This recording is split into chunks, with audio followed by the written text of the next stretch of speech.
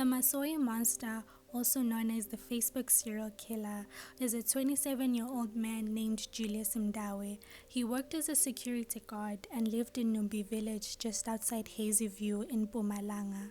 Julius is described as being quiet. He was always happy and friendly. Those that knew him say he was very strange. When you greeted him, it felt as though you were troubling him because he was just too reserved and quiet. He did not like to talk. Even though he was quiet and reserved, he was a charmer, and there were always women in and out of his house according to neighbors. He lived alone and had a huge backyard where he had a huge garden where he would plant spinach and mealies that he sold to the community. Neighbors say his spinach and mealies came out a lot bigger than everyone. They say he really took good care of his vegetables, and he was always seen watering and caring his garden.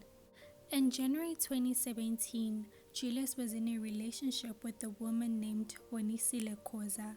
Bonisile and Julius had met through Julius' aunt.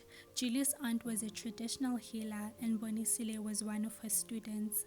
Bonisile had a younger sister named Banele Khoza, who was 15 years old.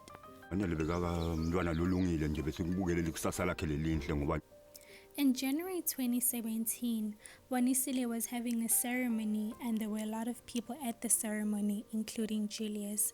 Banele had come to the ceremony to watch her sister and give her some clothes. It was getting late and Banele started feeling cold, so she wanted to go home. Bonisile was not allowed to leave the ceremony, so she could not take her sister home.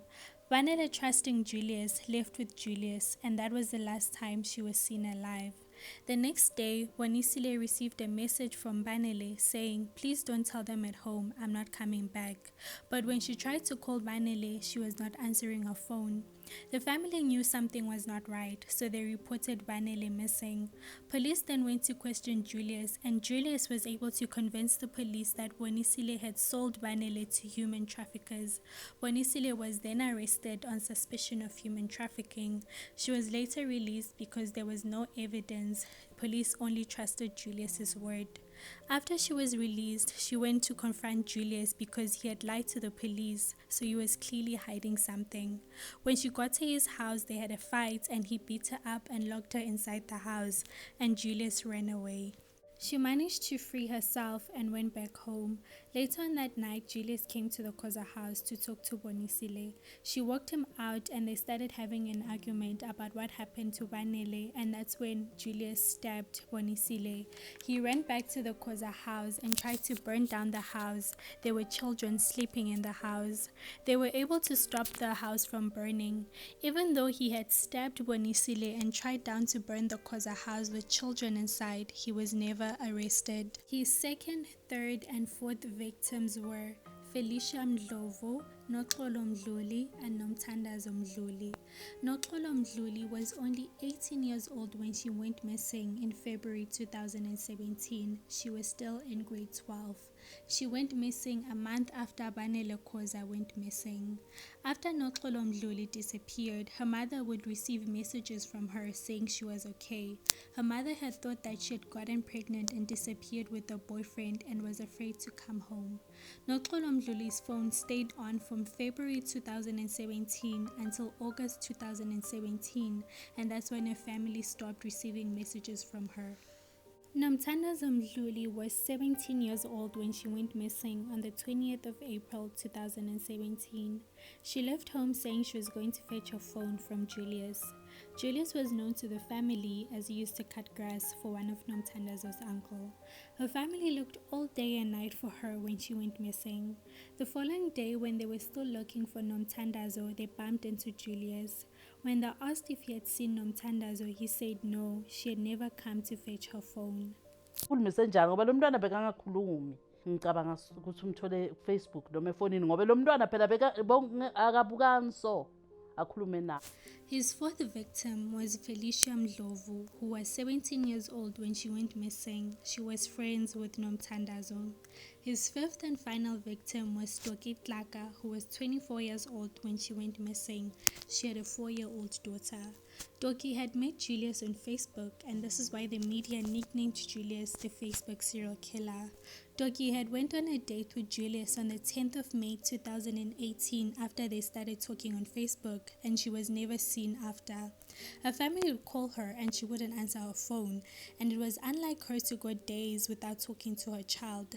Her sister then decided to go to her place to see if everything was okay, and she found no one, and this is when she decided to report Doki missing in June 2018. On the 24th of June 2018, Doki's case was transferred to a detective who took quick action and traced Doki's phone. Police tracked Doki's phone to Julius Mndawe's house. Police went into his house and said they had a few questions for him. He then went to another room and he said that he wanted to fetch something. That's when he escaped through a window and ran away. After 2 days on the run, his mom brought him to the police station. At the police station, police started interrogating him about Doki's disappearance, and that's when he confessed to killing her and burying her body in his backyard. He said that he had met Doki on Facebook and she had come to visit him. She had came back the following day and they had a fight and she fell and hit her head. He then buried her in his backyard next to the toilet. Police then charged him with the murder of Doki. Police then went to Julius's house and exhumed her body, and there was also a freshly dug hole in the backyard. The detective who was investigating the case had a feeling that there was more to the case. So he went to interview Julius again, and that's when he confessed to murdering Banele Khoza and burying her body in his backyard. Banele Khoza's body was then exhumed from Julius Mndawe's backyard. Julius had planted spinach on top of her grave to cover the hole that he had buried her in. The detective still had a feeling that there was more to the case, so he tried to gain Julius's trust by visiting him in prison and bringing him KFC. Eventually he gained Julius's trust, and Julius confessed that there were 3 more bodies in his backyard. Police then went to Julius Mndawe's house, and police found the bodies of Nomthandazo Mdluli and Felicia Mlovo, who were close friends. They were buried beneath the floor of an extra room. Noxolo Mdluli had been buried in the backyard. He had planted vegetables on her grave also. This time police made sure to search the entire house and backyard. However, they did not find any more bodies. He had 5 victims in total. Julius Mndawe was then charged with the murder of all 5 girls. The case is still ongoing and there's been delays with the case due to COVID, and 2 of the families still haven't received the bodies of their daughters back because they had to be sent to the Netherlands for further tests that could not be done in South Africa. The community satellite Julius's house because they were disturbed about what had happened in that house.